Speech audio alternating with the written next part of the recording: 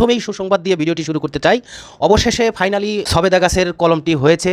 অনেক তপস্যে অনেক ভয়ে ভয়ে কলমটি করেছিলাম। প্রথমে যখন কলম করে ভিডিওটি ছাড়ি অনেকেই কমেন্ট করেছিলেন এবং বাজেভাবেও অনেকে কমেন্ট করেছিলেন এই সবেদা গাছে নাকি কলম হয় না। তো আপনাদের আজকে প্র্যাকটিক্যালি দেখাবো। এর আগের একটি ভিডিও দিয়ে বলেছিলাম যে মোটামুটি হয়েছে, কিছুদিন পরে শেয়ার করব। অনেকে আবার কমেন্ট করেছেন যে ভিডিওটি যেন না এডিট করে সরাসরি আপনাদের দেখানো হয়, তাই আমি ভিডিওটি না এডিট করে সরাসরি আপনাদের দেখাচ্ছি। দেখেন ফাইনালি কলম গাছটি হয়েছে। এর একটি কিন্তু সিক্রেট ব্যাপার আছে যেটা আপনাদের সঙ্গে আমি শেয়ার করব ভিডিও শেষে। মূলত এই কলমটি হয় না সম্ভবত কারণ আমি এই টিপসটি ব্যবহার না করে কলম গাছটি করিনি। আসলে সাধারণত কলম হয় 3 মাসে, তো 5 মাস লেগেছে। এর কারণও রয়েছে।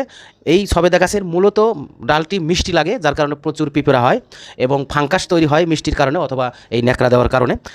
সেই জন্য ফাঙ্গাস দূর করার জন্য ওষুধ ব্যবহার করতে হবে এবং পিঁপড়া যেন না ধরে সেই জন্য পিঁপড়ার জন্য কিছু পরিচর্যা করতে হবে। মূলত এটাই হলো সিক্রেট। রোপণ পদ্ধতিও একটু অন্যরকম হবে, সেই বিষয়ে শেয়ার করব। আর এখনও যারা আমার চ্যানেলটি সাবস্ক্রাইব করেননি, আমার চ্যানেলটি সাবস্ক্রাইব করে আমার চ্যানেলের সঙ্গে